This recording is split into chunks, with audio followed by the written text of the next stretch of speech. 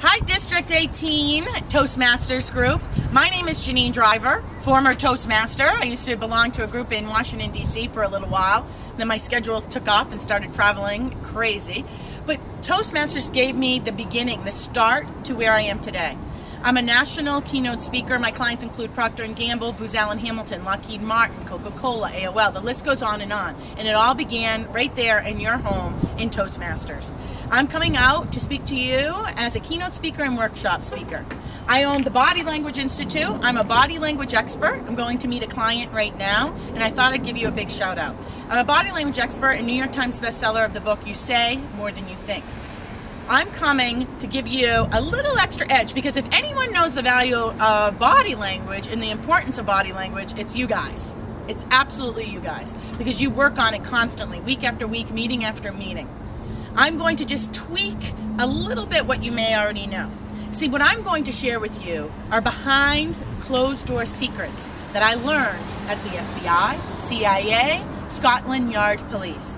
What I'm going to share with you, listen, they're not happy about.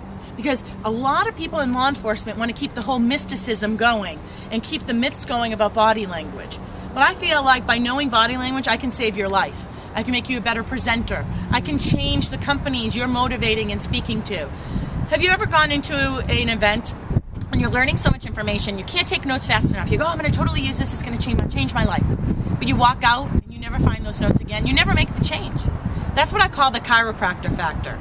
Chiropractor, you go to a chiropractor, he makes an adjustment. Do you say, thanks doc, see ya, I feel great, and never go back? No. You have to go back time and time again. Why? Because our muscles pull back to where they used to be. That's what happens with the mind and the brain. Our muscles are pulling back into bad habits. Our muscles are going back to where we used to be.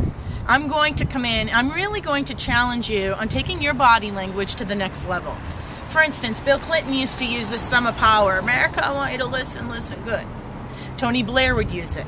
This is a combination between pointing and chopping. It's very aggressive, so they would use the thumb of power. Yet in the last election, what we saw was this. When one of the candidates was running against an opponent, or debating, they said, my opponent wants you to think this.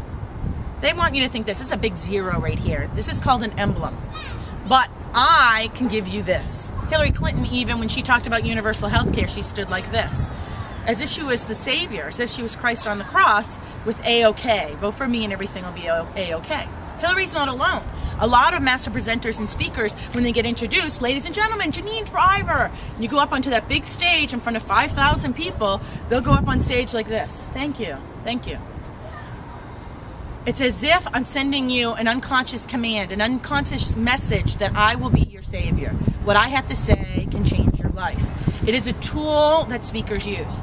The rule is the smaller the audience, the smaller the hand gestures. The bigger the audience, the bigger the hand gestures. It's crucial that you learn about the 3 nevers when giving a speech with regard to body language, about the belly button rule, the 3 power zones, how to use body language to transition from the introduction of your speech to the middle to just before the end. How are you sending these nonverbal triggers to let your audience know, all right, something exciting is going to happen here. There's going to be a call to action. The International Speech and Table Topics Competition.